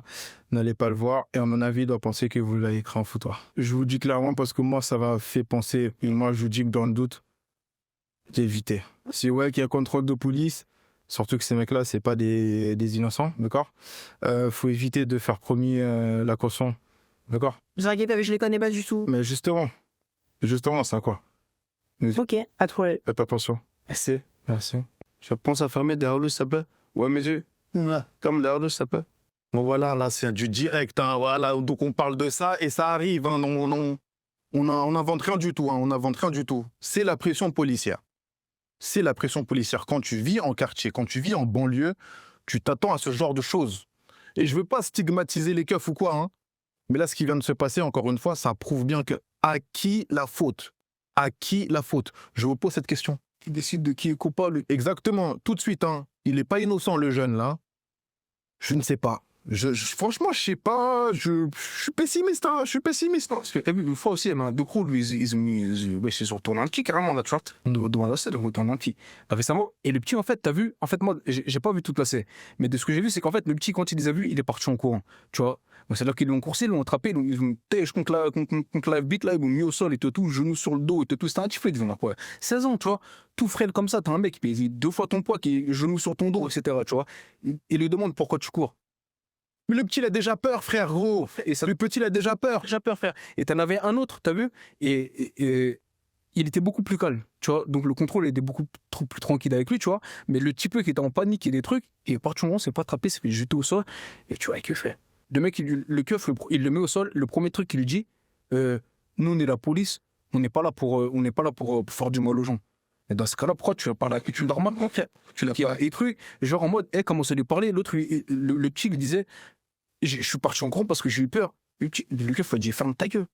Tu vois, mais voilà. Ferme ta gueule en mode, ne prends pas pour un con, alors que tu sais pas. Bien sûr, tu sais pas la réaction du mec, mais je te dis, mais tu vois un jeune, tu vois que C'est là face au danger, ils savent pas comment réagir. non, mais c'est pas face au danger. Il y en a, j'y crois que dans le doute. T'es en mode, je prends pas de risque. Tu vois. C'est ça, t'es un monsieur, frère. Avant d'être un flic, t'as vu, quand tu vas contrôler un jeune, pour moi, je me dis, mais t'es en face de moi, t'es un gamin, gars. Qu'est-ce que tu veux lui faire? Tu le mets contre le mur tranquille, tu lui papotes un peu. Et même, je trouve que. En tout cas, tu vois, à l'époque, moi, quand je me faisais contrôler par les flics, j'avais, bon, comme disait, moi, j'étais coupable. Donc, j'assumais ma culpabilité d'entrée. Donc, je cherchais pas non plus à jouer et tout. C'est bon, c'était le jeu pour moi dans ma tête. Tu m'attrapais. Mais j'avais aussi ce petit truc en moi de me dire, même si, t'as vu, je me suis laissé faire là, j'arrive au step, je suis pas à l'abri de. Tu vois ce que je veux dire? C'était quand même dans ma tête, frérot. C'était quand même dans ma tête. C'est pas des lol. On vient de vivre quelque chose de très marrant. Parce qu'on était en train d'en parler. Les gars, on continue. Et c'est la dernière vidéo que je vais montrer. Et ça va être c'est pourquoi je vais vous la montrer à cette vidéo, parce que on va traiter un autre sujet. Ça va être plus les rapports. Ça va nous faire traiter sur les rapports hommes-femmes qu'il peut y avoir même en général dans la vie, mais surtout, encore une fois, dans nos quartiers à nous, tu vois. Comment et on aurait dû même ramener une petite nana ici. J'aurais dû ramener une petite nana. Parce que prochainement, une petite nana. Je ressortirai la vidéo et j'aimerais bien entendre une nana parler dessus. Faudrait même faire un épisode où. Carrément. Avec des nanas. On le fera, ça c'est sympa ça aussi, on le fera. La journée de la femme. Elisabeth. Ah, comment tu vas? Ça va? Tu vas bien? Tu me dis jamais bonjour quand je suis avec Cité mes va potes, craquer, là. hein, J'ai pas pas fait ça, attention, ma là, cité je suis va en train de lire. Si tu lis comme ça en marchant? Bah, pourquoi toi tu dis comment? Moi je dis pas. Ah ouais, Si, c'est je vrai. lis, mais chez moi quoi. Tu vois ça que je veux te dire. Non, ça la sucerait dans la tête. Non, c'est Quoi? vrai. Là tu sors du taf ou quoi? Ah ouais? Tu sors après? Peut-être, je sais pas. Ouais. D'abord, faut que je me repose parce que tu sais, il y en a qui travaillent, il y en a qui travaillent pas. Ouais. Donc toi, c'est vrai qu'assis toute la journée sur ton banc. Non, moi je charge du taf, je fais que ça toute la journée. Merci pour la porte. Quoi? Non, c'est pas grave. Tu veux que je te tienne la porte? Non, elle était déjà ouverte. Bon alors. C'est quoi? Il faut que je te parle bien là, faut que je profite d'un truc. Pourquoi? C'est quoi? Non, t'es toujours avec ta copine, donc j'arrive pas très bien à te parler, tu vois. Bien. Tu sais, quand on était petits, on est sortis ensemble déjà, tu te rappelles? Ah oui, quand on était petits, ouais. On était petits, ouais. On est sortis combien de fois? 2 fois ensemble? Ouais, on était petits, ouais. Ouais. Ouais. J'aimerais bien qu'on sorte encore maintenant, quand on est grands, tu vois. Faut que tu regardes comme ça avec tes yeux là. Non, mais attends, mais c'est quoi ce délire? Quoi, tu me ferais depuis longtemps, je te le dis cash. Non, mais c'est pas question de. Franchement, moi, ce que j'éprouve pour toi, c'est comme avant, tu vois. Je me rappelle quand on était petits, tu portais mon sac et tout à l'école. Donc maintenant, toi, ça n'a pas changé, je veux bien que tu portes mon sac. Ah ouais, c'est ça. Je crois que c'est toi qui portais mon sac. Ouais, c'est ça. Tu me ferais même des chewing-gums. Ouais, c'est ça. Bon alors, il y a moyen ou pas qu'on sorte ensemble? Mais t'es pas bien ou quoi? Moi, je suis là, je rentre de travailler, je suis déjà fatiguée. Toi, on sait pas pourquoi t'apparais, t'es en train de me sortir. Mais tout le temps, je te vois, mais je te calcule pas, t'es toujours avec ta copine, j'aime pas cette fille. Mais alors, c'est bon, je crois que j'aime tes copains, moi. Ouais, ok, d'accord, il y a moyen ou pas? Mon dieu, t'es avec un camé ou pas? Mais où est ton problème que j'aille un quemet ou pas? Ah, si t'as pas de camé, on sort ensemble tout de suite, si t'as un camé, tu le largues et on sort ensemble demain. Mais non, mais c'est pas question de ça, mais attends, tu fais quoi déjà dans la vie? Je charge du taf. Assis sur ton banc. Non, mais attends, il y a ça qui vient chez moi, faire tout ça, quand même, tu vois, il y a pas de Ah boulot. ouais. Il y a pas de boulot pour moi. Toi, avec ta gueule, c'est facile, t'es une bombe atomique, t'arrives, t'as du taf tout de suite, mais nous, on galère. Il y a un truc, toi et moi, on était à l'école ensemble. Donc on avait du papier, des crayons dans les mains tout petits, tous les deux en même temps. Pourquoi maintenant je travaille et toi tu travailles pas? Parce que c'est plus facile pour une fille comme toi de trouver du taf qu'un mec comme moi. Déjà, tu vois, déjà, elle me redit, je retiens ma casquette, j'aime pas ça, tu vois. Mais Donc déjà. c'est normal, ça dépend par rapport au travail. Que Tu n'as pas de taf, non, il faut que tu travailles. Donc, admettons, je trouve du taf demain, on sort ensemble. Non, mais moi, je trouve demain du taf. Attends, mais il y a déjà au moins 50%, quoi. Mais bon, il y a encore 50%. Déjà pour toi, pense déjà à toi-même avant de penser aux autres. Ouais, t'inquiète, je pense à moi là, donc il y a moyen ou pas? Il y a moyen de quoi? Il y a rien moyen du tout. Ça te ferait pas plaisir, je sais que tu me kiffes en plus. Bon, essayez, je t'embrasse, tu fais quoi? Et si je t'embrasse, tu fais quoi? Bien, je peux pas te faire ça, attends, quand même. Tu fais quoi déjà dans la vie? Passage drôle, mais intéressant. Pourquoi il est intéressant ce passage-là? Parce qu'en fait, on a deux visions qui se confondent. Tu as la vision féminine, excusez-moi, qui, on va dire, à ce point, qui grandit dans le même environnement que le mec, mais qui, elle, a une facilité donc à s'en sortir, on va dire, comparé au mec. C'est ce qu'elle répète beaucoup. Ah ouais? Bah vas-y, dis-moi. C'est quoi? Ah, ça va dépendre ce que je vois quand je regarde ça. C'est qu'en fait, t'es face à quelqu'un en fait, qui est dans le laisser-aller. Et t'as quelqu'un qui est dans la sécurité. Tu vois? Et de toute façon, en fait, en gros, c'est ce que les reproche. En gros, toi et moi, on ne peut pas se projeter ensemble. Tout à fait d'accord. Tout à fait d'accord avec ça. Mais maintenant, pourquoi... Oui, tu sais pas. Oui, tu sais pas. Mais elle en a un, tu vois. Je pense pas que... Bon, en tout cas, moi, je fais un parallèle avec la vie réelle, hein, tu vois ce que je veux dire. Donc là, c'est une séquence de film où, si tu veux, on a pris un mec de quartier, là, voilà. En vrai, c'est différent. C'est différent. Pourquoi c'est différent? Parce qu'aujourd'hui, un mec de quartier, qui évolue dans le quartier, tu vois, qui a rencontré ses difficultés, c'est-à-dire qui n'a pas eu des bonnes notes à l'école, quitté le cursus scolaire assez tôt aussi, tu vois ce que je veux dire, il va vite être livré à lui-même, tu vois ce que je veux dire. Une nana, ça prend, on connaît trop peu de nanas, en tout cas moi, qui ont arrêté l'école très tôt, qui ont été livrées à elles-mêmes, ou aujourd'hui c'est des petites prostituées sur les sites de rencontres là. Bref. Mais pourquoi un garçon, lui, il aura plus cette facilité-là, parce qu'on en connaît un tas, à se retrouver dans cette situation-là, et pas les nanas. C'est pour ça que moi je dis mot facilité. Pourquoi? Ils grandissent dans le même environnement. Ils ont le même type de parents. Ils reçoivent la même éducation. Là, on parle d'un film qui date des années 90. Tu vois, pourquoi il y a ce décalage-là? Même la plus bête des nanas, elle aura un taf, tu vois. Peut trouver un truc très rapidement. Après, ils ont peut-être Non, parce que moi, je pense aussi qu'on n'est pas confrontés aux mêmes choses en tant qu'hommes et femmes. Mais là, c'est sûr. Mais le délire, c'est que c'est grave psychologique, moi, je pense.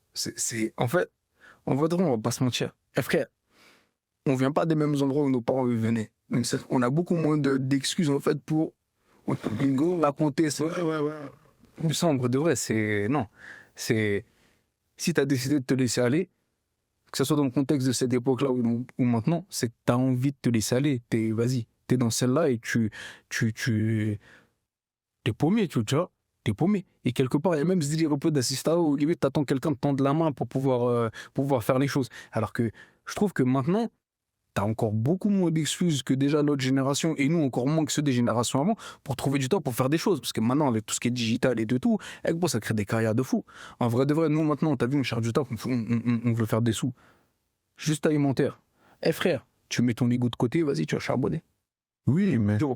Certes, ton taf, il te plaît pas, mais si ton taf, il te plaît pas, dans ces cas-là, donne-toi les moyens, entreprends, gros. Parce qu'on va pas se mentir, au jour d'aujourd'hui, frère, t'as ChatGPT, tu lui demandes tout ce qu'il faut sur un filtre qui t'intéresse, t'auras pas peut-être tout, mais c'est tout, Mais aujourd'hui, on a toujours quand même ce même cas de figure qui peut se répéter chez les jeunes, où, échec scolaire, ils quittent le cursus scolaire assez tôt, ils sont livrés à eux-mêmes assez tôt, et des nanas qui, elles... Parce que personne ne les incite à quitter, en vrai, c'est eux-mêmes. Mais ils quittent surtout parce qu'ils voient pas leur avenir là-dedans, ils voient pas en fait ce que ça peut leur apporter. Et moi, c'est là qu'en fait, moi je trouve qu'il y a un problème dans le... Je sais pas si c'est l'éducation, je sais pas d'où ça vient, tu vois. C'est que... Et on a du mal à voir sur le long terme.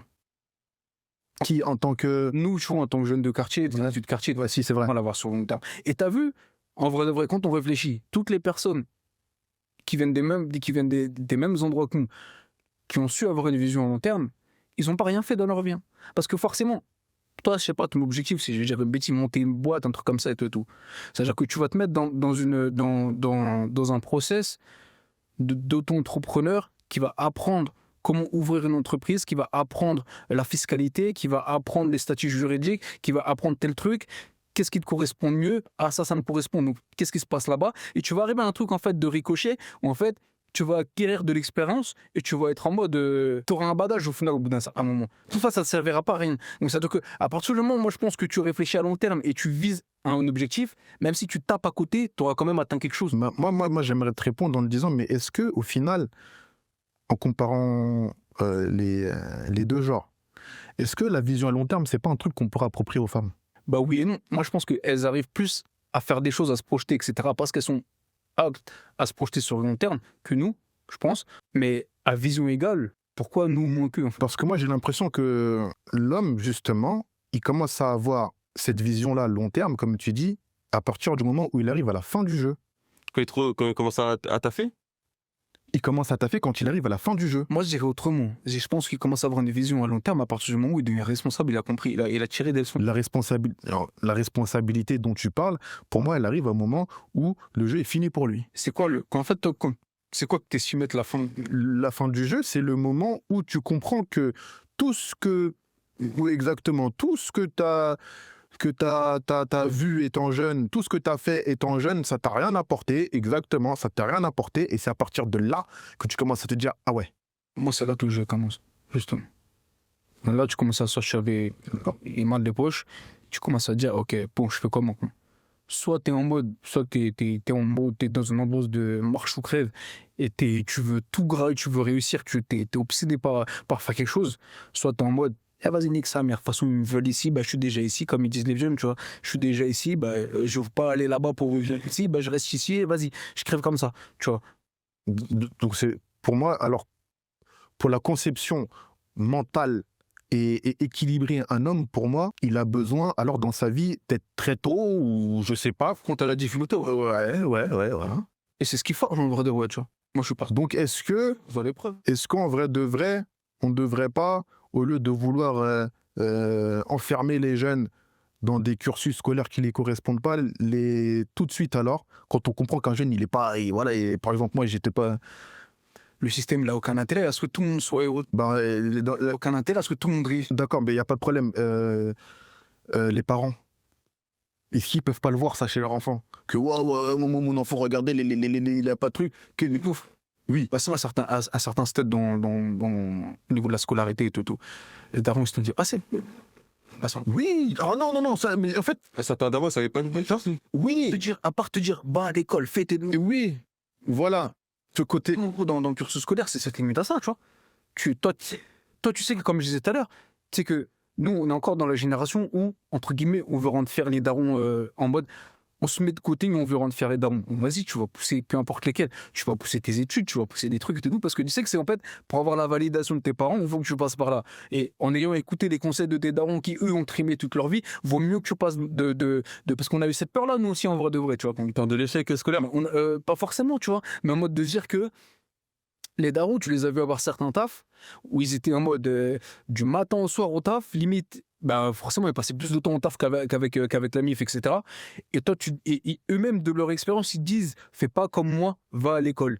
C'est au moment où, dans ta vie, dans tout ce que tu as vu dans ta vie, dans tout ce que tu as fait, et que tu vois que ça t'a rien apporté, que là, tu commences en fait à dire, ok, je vais commencer à avoir une vision beaucoup plus large de tout ce que j'ai appris et commencer un peu à m'en sortir, en gros, c'est ça. Mais du coup, c'est quoi alors la réussite dans tout ça? C'est quoi la réussite? Comment on peut dire on a réussi, genre? On était en mendicité. En sortant de cet environnement-là.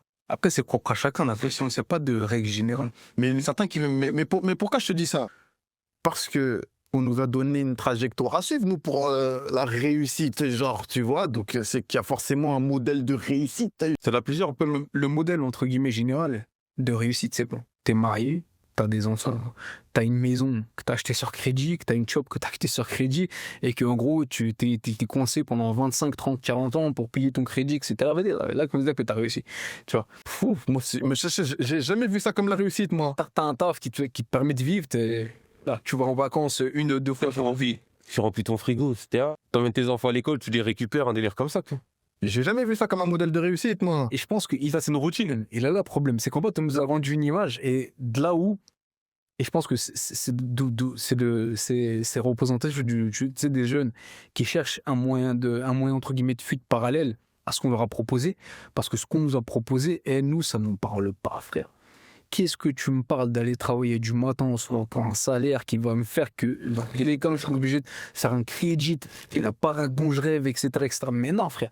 Tu vois, il y en a qui sont en mode, en vrai de vrai, c'est ça, c'est que les générations, et même l'autre en vrai de vrai, on n'a pas été éduqués sur le fait de se dire, venons, on crée nos propres entreprises, venons, on prend le temps d'apprendre autre chose que ce qu'on nous a inculqué à l'école, et on essaie de faire en sorte de créer notre système à nous, notre petite bulle à nous, en fait, tu vois. Et ça fait peur, en vrai. La réalité, c'est que ça fait peur. Mais déjà, nous, on n'a pas eu des parents chefs d'entreprise. Exactement. Parce qu'il n'y a qu'un enfant qui a eu des parents chefs d'entreprise, ou entrepreneurs, tu vois, qui lui peut avoir cette vision-là assez tôt dans sa vie. Non, les personnes aussi qui a eu des parents qui ont réussi socialement, genre en mode j'ai pas envie de faire le cliché du médecin, avocat, etc. Mais en fait, une personne qui socialement est qui a plutôt bien réussi, tu vois, en vrai de vrai, c'est une personne qui va s'intéresser aux moyens de faire de l'oseille. Le logique d'un enfant, c'est de faire mieux que ses parents. Et ses parents éduquent un enfant pour qu'il fasse mieux que lui, tu vois. Donc, automatiquement, je pense que une personne qui est dans cette réflexion saine, parce que des fois ça peut être malsain, une réflexion saine de se dire qu'il veut faire mieux que ses parents, bah, il va trouver le moyen de faire un truc qui fait que. C'est intéressant parce que moi, je reviens toujours à l'environnement, hein, toujours là où nous, on grandit, tu vois. Quand tu commences à réfléchir comme ça, est-ce que c'est pas aussi négatif? Ça peut l'être, hein. De toute façon, tout est ton son. Tout. Parce que là, si je tout prends, moi, ma vie personnelle, quand j'ai commencé à réfléchir comme ça, c'est-à-dire que j'ai commencé à réfléchir comme ça à peu près quand je rentre au lycée. Ça arrive beaucoup aux gens quand ils sont rentrés au lycée, et certains plutôt parce qu'il y a des grands frères avant eux, tu vois ce que je veux dire. Bon, moi, j'ai un grand frère, on n'a qu'un an d'écart et tout. On a fait les mêmes choses, lui et moi. Et quand on a commencé à rentrer dans le truc de bon, bah vas-y, j'ai plus envie de demander à mes parents de l'argent, j'ai envie que moi aussi. Ça, c'est pas l'instinct déjà de l'homme qui fait ça, de l'homme, pas de la femme, de l'homme, tu vois. Il y a une certaine maturité, mais après ça, je pense que ça va avec une réalité, ça avec le contexte, tu vois. Parce que tu es face à des réalités qui te font dire que, en fait, vas-y, soit je suis en problème, soit je suis une solution. Pour les gens qui m'entourent, pour les gens qui... D'accord. Soit je suis en problème, soit je suis une solution. Donc, t'es dans... Mais est-ce que ça c'est typiquement à l'homme, ça? Parce qu'une femme ne pense pas comme ça. À part si c'est la grande sœur. Propre de la femme de réfléchir. Mais t'as des grandes sœurs qui pensent comme ça. Mais c'est des grandes sœurs, tu vois. C'est pas des petites sœurs. Ça, tu vois, ça c'est l'éducation. Parce que tu vas par exemple dans les communautés galsen et tout, la femme, frère, c'est pas... elle bosse, gros. Hein. Elle charbonne, elle a des responsabilités très tôt. Et il y en a même qui fuient ça, David, parce que... c'est trop. Bah oui. T'as vu le problème, c'est ça, c'est que ça, c'est les sœurs qui ont des éducations, en fait, de parents qui n'ont pas le temps de se demander est-ce que, vas-y, l'éducation que j'apporte, elle est cohérente, à bien éduquer, texte à chaud de... Exactement. Moi, je t'apporte une éducation, entre guillemets, du bled, tu vois, avec nos valeurs, avec nos richesses culturelles, avec nos codes et tout, et ça peut se transmettre. Est-ce que toi, tu peux l'appliquer ici? Et en plus, toi, en fait, en vrai de vrai, c'est comme nous, dans le sens où, en fait, on a été éduqué à une certaine époque, avec le contexte de cette époque-là, mais au final, qui n'est plus dans cette époque, plus celle d'avant, avec des codes, en fait, qui font qu'en fait, entre guillemets, on est dépassé. T'es largué, ouais. Tu vois, mais dépassé. Donc c'est pour ça que maintenant tu te retrouves avec des gens qui faut passer 30 piges, qui sont encore soit c'est leur daronne, soit qui sont encore en train de se chercher, soit que truc parce que t'es en mode, frérot, moi j'ai pas été éduqué ici. Les codes, ils ont trop changé. Après, c'est pas une excuse, tu vois, parce que j'aime pas rentrer dans ce délire. Ouais, non, bien sûr, mais il faut le dire quand même, il faut le dire. Pour revenir justement sur la vidéo, pourquoi alors une femme, elle aura cette facilité-là? Pour moi, je dis facilité, tu me dis non, pas facilité, mais elle a cette, peut-être dans son ADN, alors c'est dans son instinct, elle, de se conformer à ce mode-là, parce qu'elle se conforme beaucoup plus facilement que nous à ce mode-là de vivant. C'est ce qui représente le confort et la sécurité. Une femme, en vrai de vrai, tout ce qu'elle cherche dans une relation, c'est quoi? Du confort, de la sécurité, de la protection. Donc ça fait qu'elle, dans sa vie personnelle, elle va déjà se procurer ces choses-là. Vu qu'en fait, on va leur matraquer que la sécurité, c'est suivre les codes, bah on suit les codes. Et donc, le fait que maintenant, l'homme et la femme, pour moi, sont des êtres liés par la vie, tu vois ce que je veux dire? Est-ce que se mettre avec une femme qui, elle, rentre dans ces codes-là, c'est pas te brider toi-même en tant que bonhomme? C'est à toi de faire en sorte que non. Comment? Du moins, moi je pense, hein. C'est-à-dire que... Moi je dis ça, je veux quoi séparer les gens? Et c'est pour ça, ouais, bien sûr. Et c'est pour ça que moi je trouve que c'est compliqué de trouver une partenaire sur le long terme, parce qu'en fait, ce type de schéma de vie, quand il y a trop d'urgence, c'est dur de, entre guillemets, de rentrer dans une relation. Toi tu sais que tu vas à gauche, mais la personne elle va, entre guillemets, tu vois. Alors que vous savez qu'il y a un lien fort qui vous unit. Mais toi, t'as une vision de la vie, t'as une expérience de la vie qui te fait te dire que ce chemin-là, il est mieux. Il y a un truc qui se passe qui t'a assez mieux d'aller là-bas, mais elle a un truc de vie où au moins, non, même si ça a l'air plus plus vert. Là-bas, un truc l'herbe est plus verte. Tu vois, où toi, t'es en mode, vas-y, là-bas, je sais que le chemin, il est coûté, il est miné, il est piégé, mais la finalité fait que, vas-y, au final, on est tranquille. Et là-bas, c'est en mode, en fait, là-bas, c'est doux, là-bas, la finalité, elle est chaos. Soit tu t'es avec les émotions, en fait. C'est pour ça que je reviens encore sur le mot facilité. Est-ce que les femmes ne cherchent pas plus la facilité, au final, que l'homme qui, lui, aura beaucoup plus tendance à rencontrer des choses beaucoup plus dures, mais pour, au final, avoir une vie beaucoup plus simple? La facilité, en fait, j'ai envie de te dire oui, mais je pense aussi que non. Parce que pour l'avoir vu, il y a des raclos. Oui, bien sûr. Non, mais moi, t'as vu, ouais. De la facilité niveau professionnel? Non, mais je parle pas professionnel, mais surtout facilité de suivre ce schéma de vie, quoi. Tu vois ce que je veux dire? Ils ont plus de facilité à y croire. Tu vois ce que je veux dire? Là où nous, les bonhommes, la plupart du temps, vas-y, quoi. Tu vois, c'est pas ça, quoi. Tu vois. Ouais. Je trouve qu'on est un peu plus rebelle sur les délires de non-conformité. Là où, en fait, quand on va établir une normalité, c'est rare de trouver des femmes qui vont nous dire ouais, pas sûr. Tu vois. Après, je sais pas si c'est notre éducation, notre expérience. Nous, dès qu'on va se dire, ouais, bizarre. Ça pue un peu la balle, on va être direct, on va être en mode, vas-y. On n'a pas le même flair, en fait. On n'a pas le même flair. On flaire pas la vie de la même façon. Tu vois. C'est pour ça que les hommes, ils meurent plus vite. Mais réel. Et même, on meurt plus vite, on se suicide aussi plus. Mais c'est parce que t'as vu, tout ça, ça rentre en compte, en fait, pour moi, t'as capté ou pas? Il y a des hommes, t'as vu, dans leur life, ils croyaient en quelque chose. Mais pourtant, un homme, il a plus du mal à trouver sa place dans la société qu'une femme. Au jour d'aujourd'hui, je pense, ce flow, ouais. Moi, je pense que c'est plus compliqué, ouais. Pour un bonhomme? Ouais, vraiment, c'est compliqué. Eh frère, il y en a combien maintenant, tu les trouves ils ont voilà les troubles psychologiques et tout, gros, c'est à cause de quoi? C'est parce que, gros, il y a des connotations entre la réalité. C'est parce que, non, parce que t'as vu maintenant, on passe beaucoup de temps sur les réseaux, tu vois. Et moi, je pense que forcément, ça joue, tu sais, il fallait qu'à un moment donné, on en parle, t'as vu, c'est sûr, on allait tomber sur ça. Mais les réseaux, frère, il y a ma vie qui se passe sur les réseaux, tu vois la réalité. À un moment donné, ça a plus d'impact sur qui c'est ce genre de contenu? Sur la femme. Exactement. Je veux pas non plus, je veux pas, mais. Parce que tu t'entends avec des sœurs, elles sont là, elles te demandent des Jika pour les dots, etc. Mais elles-mêmes, elles n'ont jamais vu Jika. Elles-mêmes, elles ont pensé quoi, Jika? Frère, on t'a fait grandir avec un SMIC toute ta vie. Je pense que les réseaux, ça joue sur le choc émotionnel. Oh, pouah. Mais ça met des bastos. C'est du pour, moi, je pense. Ouais, je pense aussi beaucoup. Et puis, toute saison. Exactement. Et en termes de code et tout, de valeur, ça n'a plus rien à voir. Plus rien à voir. Et il y a même des gens qui se façonnent des personnalités avec, voilà. Influenceur. Ouais. C'est ça. Oui, il y en a même qui sont même pas influenceurs carrément. Mais... Et même les influenceurs, ça veut dire quoi même, ça? Ça veut dire j'influence les gens à suivre mon mood. Ou à suivre le mood même de quelqu'un d'autre, gros. T'as capté, c'est même pas les épaules pour ça, tu vois. Avoir le dos là pour suivre ce mood-là.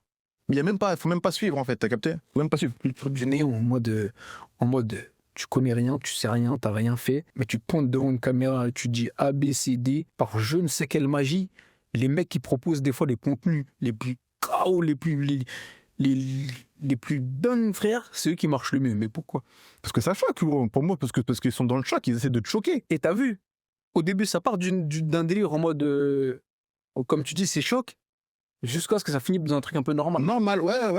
Et en fait, et c'est là que les codes de la normalité commencent à changer, parce qu'un truc qui est complètement stupide, ça devient normal et ça devient acceptable. Tu vois, et dès que tu vas me dire, les mecs, ce comportement, dès que tu arrives à un certain temps où tu as laissé progresser cru, et tu es en mode, les mecs, ce comportement, il est chelou, hein. C'est toi, t'es bizarre. Voilà. Et là, on est en plein dedans. Hein. On est grave en plein dedans. Mais pour revenir justement sur la vidéo donc, que je vous ai montrée, et là, on va se mettre à la place du boug. Il s'appelle Jeff, je crois, dans la vidéo. Elle lui reproche donc beaucoup. C'est lui le grand frère de Arco. Elle lui reproche, voilà, d'être en bas du bloc. Donc, je rebondis sur ce que vous avez dit. Et si c'est toujours d'actualité aujourd'hui. Donc, pour toi, c'est plus compliqué de s'insérer dans la société quand t'es un bonhomme que quand t'es une femme. Ah oui, je pense. Et est-ce que tu penses que les femmes, elles ont cette conscience-là? Est-ce qu'elles veulent comprendre? Il dit quelque chose. Est-ce qu'elles veulent comprendre?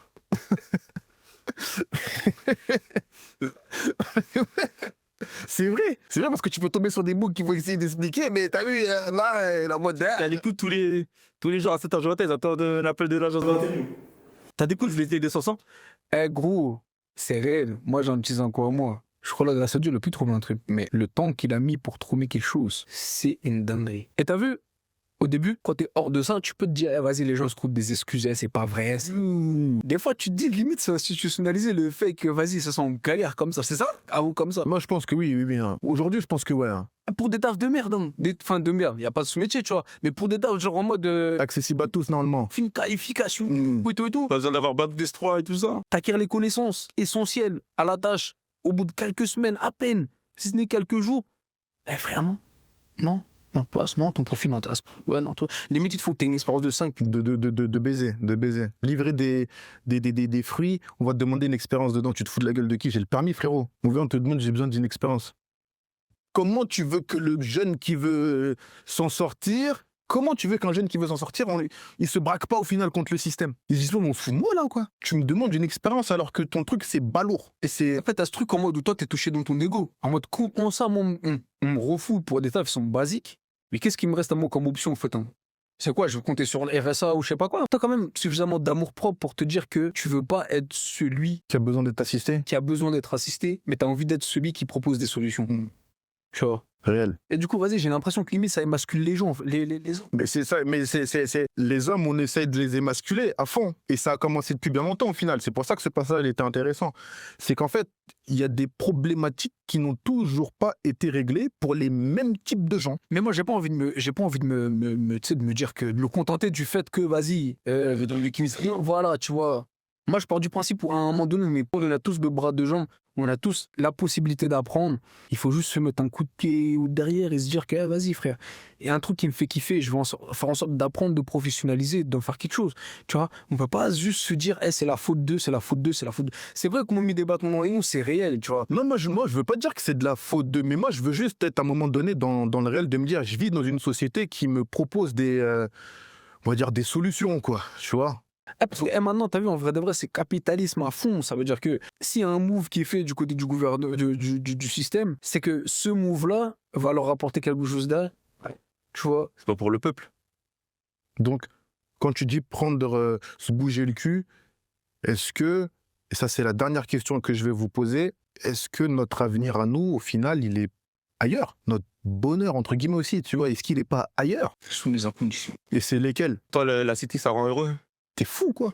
Qui ça rend heureux qui? Si je vois quelqu'un heureux dans la cité, il faut le mettre une gifle. Ouais, c'est ça. C'est comme, après, comme tu l'as dit, le bonheur, il se trouve ailleurs, mais il faut s'en les moyens. Est-ce que, c'est une question. Moi, je pense que c'est soumis à condition. Si, par exemple, toi, dans ton contexte à toi, t'arrives à créer quelque chose ici, tu vois, qui fait que c'est supportable sur un plan à court, moyen, long terme, tu vois, vas-y, si tu sais que tu peux trouver ton bonheur là-dedans, vas-y.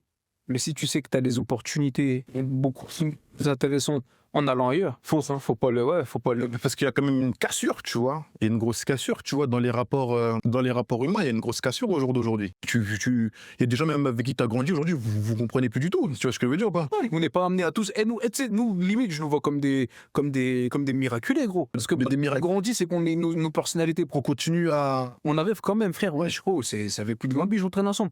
Tu vois? Donc ça veut dire que, gros, on a quand même réussi à garder une certaine entente. Garder une proximité. Maintenant, on sont des personnes différentes. Parce qu'on n'est plus les mêmes à 14 piges quand on traîne ensemble que maintenant. Tu vois, on a chacun nos certitudes, on a chacun nos convictions, on a chacun nos principes, mais on arrive quand même à se retrouver sur des trucs où vas-y, on est corda sur ça. Mais après, nous, je pense qu'on est une équipe quand même assez différente des autres. Parce que comme je t'ai dit tout à l'heure, on faisait pas tous les mêmes choses, mais on traînait tous ensemble. Et quand on traînait ensemble, on a toujours eu des grands moments où on débattait. Ça nous a beaucoup aidé parce qu'on a beaucoup conversé, débattu et chacun avait son opinion, tu vois ce que je veux dire. Il dit la merde, lui, ouais, c'est bien, tu vois. On a toujours été dans ça et on s'est jamais jugé, tu vois ce que je veux dire. On s'est jamais jugé parce qu'en fait, chacun défend son argument et on s'est toujours à la fin se retrouver sur le même point, tu vois ce que je veux dire. L'affection, je pense qu'elle était humaine, elle était sincère avant tout, tu vois. Elle n'était pas liée à des intérêts. Il n'y avait aucun intérêt, ouais. Il n'y avait aucun intérêt. Il n'y avait aucun intérêt à traîner ensemble, en vrai de vrai. C'était vraiment juste... c'était vraiment de la fraternité, quoi, tu vois. On n'a pas choisi nos potes, quoi, tu vois. Ça s'est fait naturellement. Et ceux qui sont partis, sont partis. Et ceux qui sont restés, ils sont restés. Tu vois ce que je veux dire? Au final, c'est ce que ça a fait. Non, c'est carré, les gars, en tout cas. Mais je sais pas si on a répondu à la question. Bah, en fait, le but, est-ce que c'est de répondre à la question ou de trouver d'exprimer une vision ou... Parce que, tu vois... Sur les 3 vidéos, les 3 vidéos que j'ai montrées, trouver une réponse, c'est compliqué. C'est compliqué. Il est toujours là, ouais, il est toujours présent. Et on prend des films qui ont plus de 20 ans aujourd'hui, tu vois ce que je veux dire ou pas? Et le but, c'est surtout de faire des parallèles. Ouais, ça a 30 ans. Et le but, c'est de faire des parallèles avec notre génération, les générations d'avant et les nouvelles générations d'aujourd'hui. Trouver une réponse à tout ça, alors que même les jeunes d'aujourd'hui vivent encore les mêmes choses, gros, je trouve que c'est compliqué. Mais on peut en donner en tout cas des outils pour qu'ils puissent, eux, s'élever et comprendre ce qu'ils vivent maintenant. Tu vois ce que je veux dire ou pas? Qui fait flipper, c'est qu'à chaque génération, on a eu quelqu'un qui nous a dit les gars, je sais exactement ce que vous vivez, il va vous arriver ça, et que toujours on est en mode non, nous, on est différents, on est spécial vie.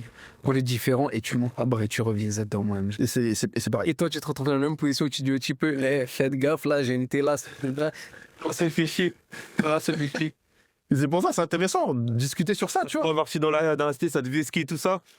Au final, tu vois, 10 ans plus tard, t'es en mode il avait raison. Donc c'est intéressant, tu vois, de se mettre à table et d'en parler. Et que les petits frères qui regardent les anciens. Ici, changer pour. Ouais, ça c'est sur les prochains, Et n'hésitez pas, les gars, si vous voulez venir dans les commentaires. On est gentil. Aux prochaines émissions, tu peux t'inviter les petits. Il faut ramener des jeunes. Petit à petit, on verra. On verra. En tout cas, les gars, merci à vous. Merci. Hein. Wesh, wesh, wesh, ma génération. Abonnez-vous, likez, commentez, partagez. Uniquement si ça vous a plu, uniquement si ça vous a parlé. On est ensemble, la famille. On est ensemble. Wesh, wesh, génération wesh.